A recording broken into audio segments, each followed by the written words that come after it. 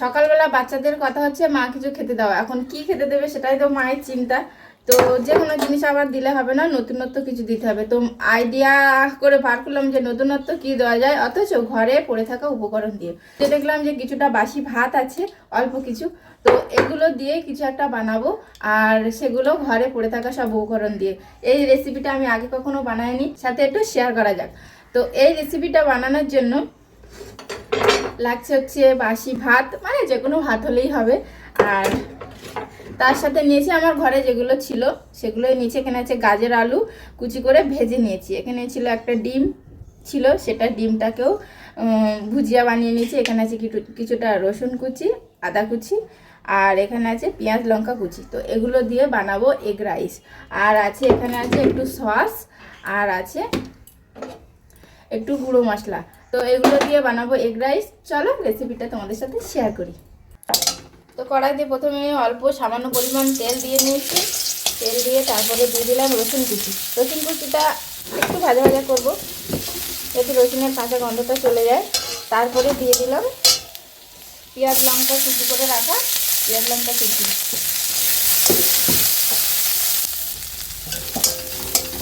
তো পেঁয়াজ লঙ্কাটা হালকা হালকা ভাজা ভাজা হয়ে এসেছে, এবার দিয়ে দেবো আদা কুচি। এখানে টমেটো অ্যাড করলেও করা যেত, কিন্তু আমি করিনি, ঘরে আছে, দেওয়া হয়নি। আচ্ছা, আদা কুচিটা দিয়ে একটু ভাজা ভাজা করবো। যেহেতু বাচ্চারা খাবে সেই জন্য আমি কিন্তু তেলটা একদম খুব সামান্য পরিমাণ দিয়েছি। তারপরে ভাতগুলো দিয়ে দেবো। এবার একটু ভাজা ভাজা করতে থাকবো।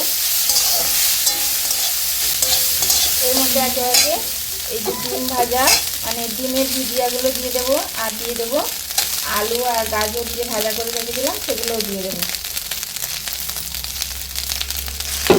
এবার এগুলোকে একসাথে ভাজতে থাকবো। এবার এর মধ্যে পরিমাণ মতো লবণ দিয়ে দেবো। লবণটা দিয়ে এবার একটু নাড়তে হবে, বেশি সময় লাগবে না, একদম খুব কম সময়ের মধ্যে এই রেসিপিটা একদম রেডি হয়ে যাবে। আমি বেশি নাড়বো না, যেহেতু আলু আর গাজরটা আগে আমি ভেজে নিয়েছি, সেহেতু সিদ্ধ হওয়ার কোনো ব্যাপার নেই। আমার প্রায় রেডি হয়ে গেছে। এবার এর মধ্যে একটু টমেটো কেচাপ দিয়ে দেবো। বাচ্চারা যেহেতু কেচাপটা খুবই পছন্দ করে, সেই জন্য এটা দিয়ে দিলে একটু হালকা টক ঝাল মিষ্টি লাগবে খাবারটা, সেই জন্য একটু টমেটো কেচাপ দিয়ে দিলাম। তো আমার এগ রাইস একদম রেডি। তো এর উপর দিয়ে আমি সামান্য গরম মশলা, মানে গুঁড়ো মশলাটা ছড়িয়ে দিলাম। এখানে আছে ধনে, মৌরি আর জিরে দিয়ে একটা মশলা করে নিয়েছি, সেটাই দিয়ে দিলাম।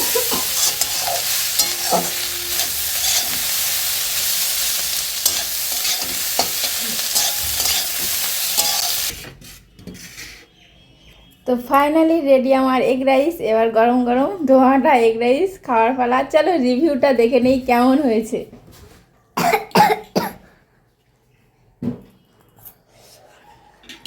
কেমন হয়েছে?